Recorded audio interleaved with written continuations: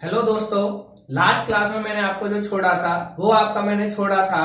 ठीक है, वहां पे आपके हमने मैटर जो आपके पार्टिकल्स होते हैं मैटर के, उनकी हमने तीनों प्रॉपर्टीज पढ़ ली थी। ठीक है, आज हम क्या करेंगे, आपकी अगली हेडिंग स्टार्ट करेंगे। उस हेडिंग का नाम है स्टेट्स ऑफ मैटर।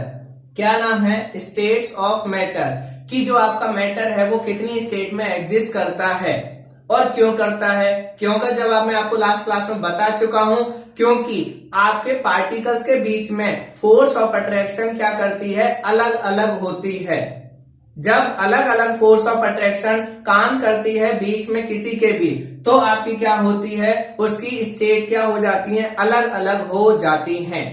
अब मैंने आपके सामने लिख रखा है स्टेट्स ऑफ मैटर। जनरली आप लोग कहते हैं कि आपकी मैटर की स्टेट 3 होती है। मैं भी एग्री करता हूं, सब लोग एग्री करते हैं। बट प्रॉब्लम क्या है कि आपके लेवल पे जो बोर्ड के एग्जाम होते हैं, स्कूल में जो एग्जाम होते हैं, उनके अंदर आपसे प्लाज्मा का डिस्कशन हुआ है।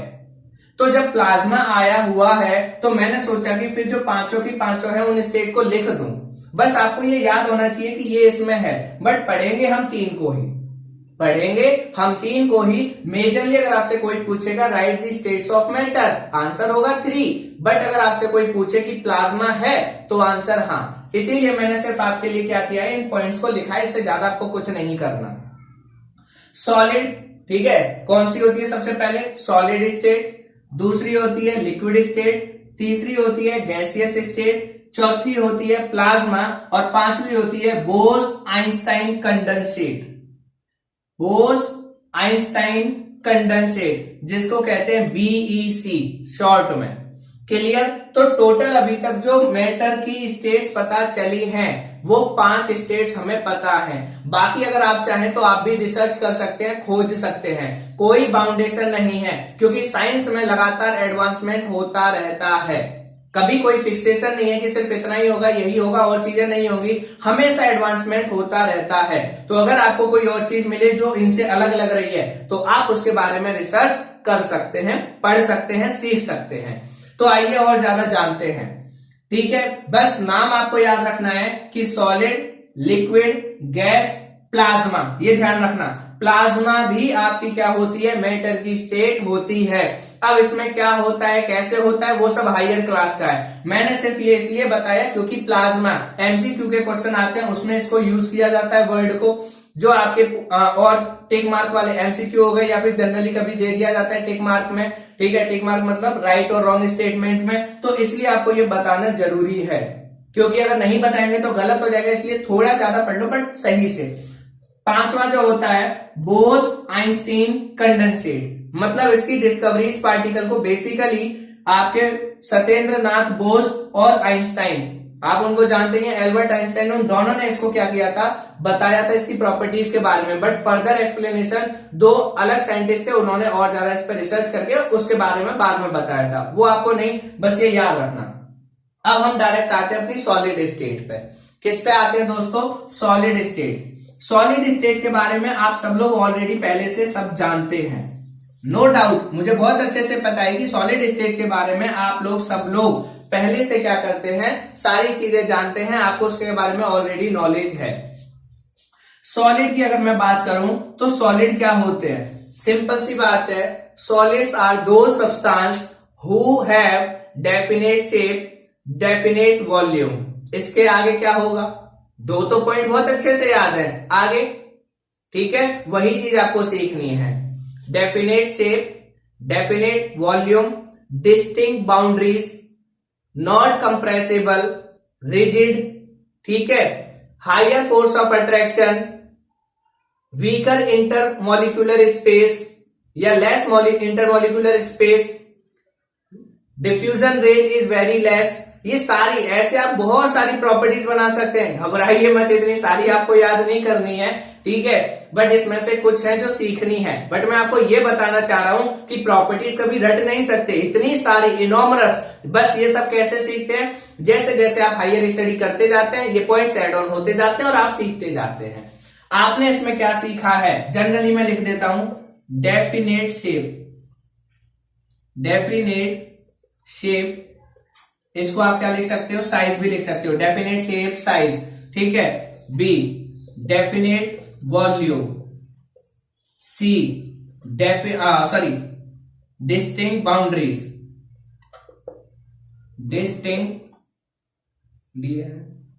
Distinct boundaries. उसके बाद डी नॉट कंप्रेसिबल,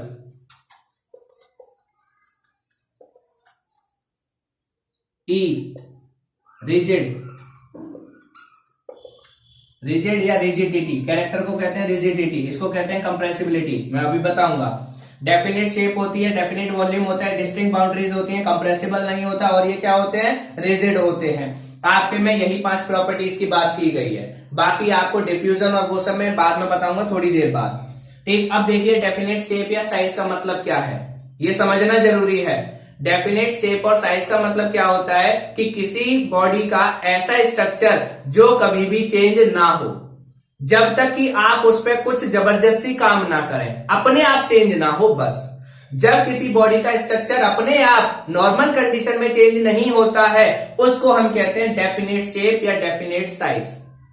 कहने का मतलब कि अगर मैं इस मार्कर को आज देख रहा हूं तो ये ऐसा है, कल देखूंगा कल भी ये ऐसा ही होगा, 3 महीने बाद देखूंगा तब भी ऐसा ही होगा, 10 महीने बाद देखूंगा तब भी ऐसा ही होगा। क्यों? क्योंकि मैं सिर्फ इसको ये एक जगह रखा हुआ है अपने आप, धूल मिट्टी जमा होगी उसको कंसीडर मत करना, ठीक है, वो एक अलग पॉइंट है। यहाँ पे सिंपल पॉइंट है कि यहाँ पर रखा हुआ है, ये नॉर्मल कंडीशन में, ध्यान रखना, नॉर्मल सर्कमस्टांसिस के अंदर ये जिस शेप में है उसी में रहेगा, और जहां पे है वहीं रहेगा।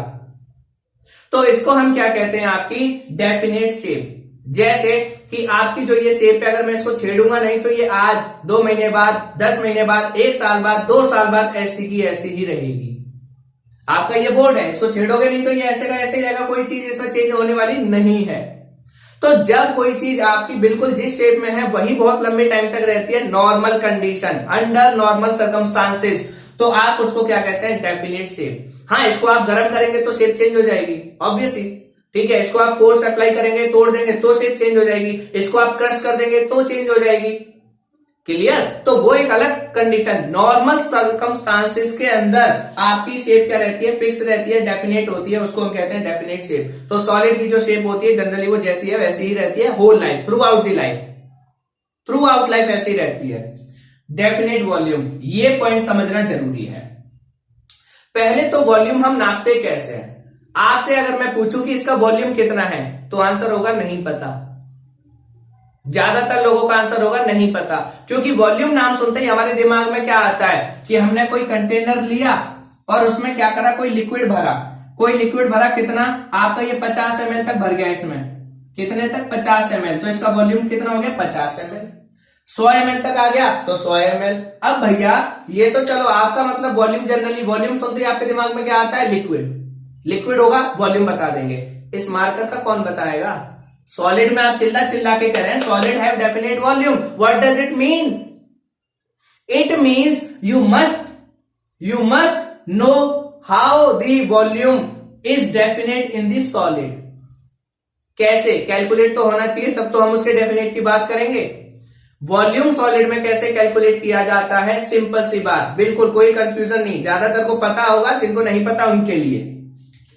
आप क्या कीजिए, यहां पे आपने पानी का निशान लगा लिया, नॉर्मल कितना है, 50 ml, ठीक। इसमें आपने जिसका आपको बॉडी को निकालना है उस बॉडी को इसके अंदर डाल दीजिए। मार्कर का निकालना है तो बोतल लीजिए, बोतल में पानी भरा होगा, निशान लगा लीजिए कितना है, उसमें मार्कर को डालिए। जैसे ही मार्कर आप डालेंगे पानी का लेवल कुछ ना कुछ बढ़ेगा। मैं बता चुका हूं क्यों बढ़ेगा, क्योंकि ये इसके अंदर डिसॉल्व नहीं होगा, क्योंकि इसके पार्टिकल का साइज बहुत ज्यादा बड़ा है, जो इस पार्टिकल्स, वाटर के पार्टिकल्स के बीच में गैप है उससे, क्लियर। अब यहां पे जैसे ही आप डालेंगे तो इसका लेवल राइज होगा, इसका लेवल सपोज कितना पहुंच गया, 60 ml। तो वो सब्सटेंस डालने से पहले कितना पानी था, 50 ml, वो सब्सटेंस, सॉलिड सब्सटेंस डालने पे कितना हो गया, 60 ml। तो 60 ml में से 50 ml घटा दीजिए तो कितना आ गया, 10 ml। और आपने मैथमेटिक्स में पढ़ा होगा, नहीं पढ़ा तो आप पढ़ेंगे कि आप इस 10 ml को सेंटीमीटर क्यूब या मीटर क्यूब इनमें कन्वर्ट कर सकते हैं, और जैसे ही आप इसको कन्वर्ट करेंगे आपको उसका क्या मिल जाएगा, वॉल्यूम मिल जाएगा। ये तो हुआ सॉलिड का वॉल्यूम निकालने का तरीका। अब मन में क्वेश्चन आएगा कि मैं हूं, हमारी बॉडी पूरी सॉलिड है, मैं इसका वॉल्यूम निकालना चाहता हूं तो क्या करूं, आपको टब में फेंक दूं? हाँ, अच्छा तरीका है, प्रॉब्लम नहीं है, निकल जाएगा। ठीक है, एक टब है जो पूरा भरा हुआ है या एक लेवल तक भरा हुआ है, उसमें जैसे ही आप अपनी बॉडी को डालेंगे एक पोस्चर में डेफिनेट हो जाएगी। शुरू वाला मत लेना वॉल्यूम, क्योंकि आपका एंटर करते ही वो लाइव लेवल राइज होगा, उसके अलग रीजन है। जब एक बार कांस्टेंट हो जाए आपकी बॉडी उसी में रहे, उसके बाद जब आपका जितना लेवल बढ़ा है उतने को कैलकुलेट कर लीजिए, उससे आपका वॉल्यूम पता चल जाएगा। इस तरीके से आप किसी भी सॉलिड बॉडी का वॉल्यूम निकाल सकते हैं, बट इसको मैं बड़े घर में तो नहीं अप्लाई कर सकता। अगर मुझे अपने प्लॉट का, अपने मकान का, अपने घर का, अपने खेत का वॉल्यूम निकालना हो तो उसके लिए आपको मेथड है मैथ के। क्या? या तो वो शेप कैसी होगी आपकी, किस तरीके की, सिलेंड्रिकल शेप होगी, स्फीयर शेप होगी, क्यूब शेप होगी, क्यूबॉइड होगी, उनके आपको फॉर्मूले पता है, उन केसेस में आप फॉर्मूलों से निकाल सकते हैं। बट आपको ये पता होना चाहिए कि सॉलिड का भी वॉल्यूम निकलता है, और सबसे आसान मेथड ये वाला है जो आप लोगों को लगेगा, क्योंकि आप बहुत मकान का या जमीन का वो अलग है, उनको आप मैथमेटिकल ऑपरेशंस लगा के निकाल सकते हैं, बट यहां के लिए आपको ये चीजें पता होनी चाहिए। तो अब इसको मैं आम भाषा में बताता हूं। मैंने फर्स्ट डे आपको बोला था स्पेस ऑक्यूपाई, स्पेस ऑक्यूपाई को ही हम क्या कहते हैं, वॉल्यूम। तो कहने का मतलब ये जो बॉडी है, जब मैं इसको यहां रख रहा हूं तो रखने पे ये कितनी जगह घेर रही है, इतनी। अब इसको मैं अगर पानी में रखूंगा तब भी इतनी जगह घेरेगी, यहां रखूंगा तब भी, किसी कॉपी में रखूंगा तब भी, अपनी जेब में रखूंगा तब भी। तो ये जितनी जगह घेर रही है इस कंडीशन में, उतनी ही जगह ये हर कंडीशन में ऑक्यूपाई करती है, और इसी को हम लोग क्या कहते हैं, डेफिनेट वॉल्यूम। उसके बाद अगला point, distinct boundaries. Distinct boundaries कुछ नहीं है, डिस्टिंक्ट बाउंड्रीज का मतलब होता है कि क्या आप कोई ऐसा ऑब्जेक्ट, जिस भी ऑब्जेक्ट को आप ले रहे हैं, क्या उसकी बाउंड्री शुरू होती हुई और खत्म होती हुई दिख रही है। अगर ये मार्कर है तो इस मार्कर में आपको क्लियरली दिख रहा है कि ये यहां से शुरू हो रहा है और यहां पे क्या हो रहा है, खत्म। बट अगर मैं बात करूं गैस की, तो गैस आपको पहले तो दिख ही नहीं रही, तो उसकी डिस्टिंक्ट बाउंड्रीज का पता ही नहीं चलेगा। इस बोर्ड की अगर मैं बात करूं तो क्या इसकी डिस्टिंक्ट बाउंड्रीज है? Yes, it has distinct boundaries, because we are able to see these are the outline boundaries of this structure, and that's why it has the distinct boundaries. Clear? ये सारी चीज आपको यहाँ पे विजिबल हो रही है, दिख रही है, इसी को हम क्या कहते हैं, डिस्टिंक्ट बाउंड्रीज कहते हैं। पॉइंट समझ में आ गया आपको? डिस्टिंक्ट बाउंड्रीज, ये मैं आपको रटवा नहीं रहा, समझा रहा हूं इनका मीनिंग होता क्या है। डिस्टिंक्ट बाउंड्रीज मतलब कोई भी स्ट्रक्चर, अगर मैं बात करूं आपके पास, सपोज ये है मेरे पास, क्या इसकी डिस्टिंक्ट बाउंड्रीज है? हाँ, मैं इसको देख सकता हूं, ये रही, ये इसकी यहां तक बाउंड्रीज है, ये इसकी ये रही बाउंड्रीज। तो जब आप किसी चीज की बाउंड्रीज को एनालाइज कर सकते हैं, देख सकते हैं ये यहां से शुरू यहां खत्म है, तो उसको हम लोग कहते हैं नॉर्मली डिस्टिंक्ट बाउंड्रीज। अब कभी आप नहीं भूलेंगे, बस कि वो दिख जाए कि यहां शुरू यहां खत्म, इसका मतलब डिस्टिंक्ट बाउंड्रीज है। Next, not compressible. कंप्रेसिबल का मतलब होता है बेटा दबाना। कंप्रेसिबल का मतलब क्या होता है, दबाना। अब आप समझ गए होंगे, कहानी खत्म। क्या आप सॉलिड को दबा सकते हैं? आंसर होगा नहीं, we are not able to compress the solid. मतलब सॉलिड जो है वो कंप्रेसिबल नहीं होते, सॉलिड को आप कंप्रेस नहीं कर सकते। क्लियर? नेक्स्ट पॉइंट, क्यों नहीं कर सकते आपको पता है, क्योंकि उसके पार्टिकल क्या होते हैं, बहुत ज्यादा क्लोज होते हैं, बहुत ज्यादा क्या होते हैं, एक दूसरे के क्लोज। ये रहा स्ट्रक्चर, ये स्ट्रक्चर, ये स्ट्रक्चर, इसमें अगर आप देखो तो एक दूसरे को बहुत टाइटली होल्ड कर रखा है। इंटरमोलिकुलर फोर्स क्या है, बहुत ज्यादा है। सॉलिड के पार्टिकल्स के बीच में इंटरमोलिकुलर फोर्स ऑफ अट्रैक्शन क्या है, बहुत ज्यादा, जिसकी वजह से इन्होंने एक दूसरे को बहुत टाइटली पकड़ रखा है। इसलिए ये जिस शेप में फंस गए उसी में रहेंगे सॉरी, ये उसी में रहेंगे, इनको आप कंप्रेस नहीं कर सकते। Next point, rigid. रिजिड का मतलब आम भाषा में होता है अड़ियल। रिजिड का मतलब आम भाषा में क्या होता है, मैं ये शब्द आपको लोकल में क्यों बताता हूं, क्योंकि आप रोज की जिंदगी से जोड़ के आसानी से सीख सकते हैं। जब तक आपको ये समझ ही नहीं आएंगे तो आप इनको क्या बार बार रटेंगे, और रटेंगे तो भूलेंगे। रिजिड का मतलब क्या है, अड़ियल। अड़ियल का मतलब क्या होता है, अगर किसी चीज को मना की जाए, किसी काम को करने के लिए, किसी भी चीज के लिए, वो कहेगा अब तो मैं यही करूंगा। अगर आप किसी से कहो कि यहां से मत जाना, नहीं मैं तो यहीं से जाऊंगा। कि आप ऐसा मत करना, नहीं यही करूंगा। तो उन्हें बोला कैसे, तुमने ये कह कैसे दिया, मैं तो यही करूंगा। तो वो क्या है, रिजिड। वो बंदा क्या है, रिजिड, रिजिडिटी शो कर रहा है। तो यहां पे मतलब क्या होगा, अब सॉलिड से जोड़ो। सॉलिड में क्या होता है, सॉलिड पे अगर आप फोर्स लगाओगे, फोर्स किस लिए लगा रहे हो, उसकी शेप चेंज करने के लिए। किस लिए लगा रहे हो, शेप चेंज करने के लिए। क्या फोर्स लगाने पे इसकी शेप चेंज होगी, नहीं। मतलब ये टूट जाएगा पर झुकेगा नहीं। मरना मंजूर है पर झुकना मंजूर नहीं है, ये होता है रवैया अड़ियल लोगों का। मर जाएंगे पर झुकेंगे नहीं। क्यों? वो रिजिड है, वो अड़ियल है। यहां पे मीनिंग, मैं ये नहीं कह रहा, मैं उनकी भावना को ठेस नहीं पहुंचा रहा, मैं सिर्फ आपको समझाने के लिए पॉइंट लिया है। सॉलिड आपके रिजिड होते हैं, क्यों? क्योंकि आप अगर इस पे फोर्स लगाएंगे तो ये अपनी शेप चेंज तो नहीं करेगा, भले ही टूट जाए, भले ही टूट जाए, खत्म हो जाए, कुछ भी हो जाए, पर फोर्स लगाने पे अपनी शेप चेंज नहीं करेगा। इसलिए आपका ये क्या होता है? रिजिड होता है। तो सॉलिड आपका डेफिनेट शेप होती है, डेफिनेट वॉल्यूम होता है, डिस्टिंक्ट बाउंड्रीज होती हैं, कंप्रेसिबल नहीं होते, रिजिड होते हैं।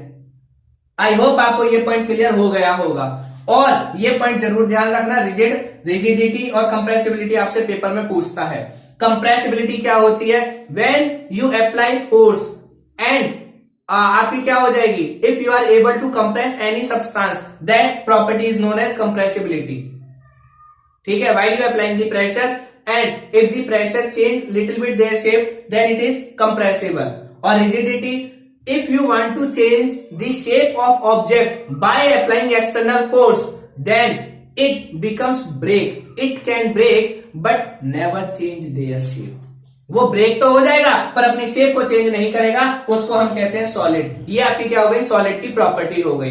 अब सॉलिड के कुछ क्या है? कॉन्ट्राडिक्टरी क्वेश्चन आपकी एनसीईआरटी में दिए हुए हैं, तो उन कॉन्ट्राडिक्टरी क्वेश्चन को एक बार आप पढ़िए, सीखिए। अगर समझ नहीं आए तो आपको मैं क्या करूंगा, कमेंट सेक्शन में आप डालिएगा, तब मैं आपको वो क्या करूंगा, बताऊंगा। अगर आपको वीडियो अच्छी लगी हो तो प्लीज लाइक कीजिएगा, शेयर कीजिएगा और चैनल को सब्सक्राइब कीजिएगा। Thank you.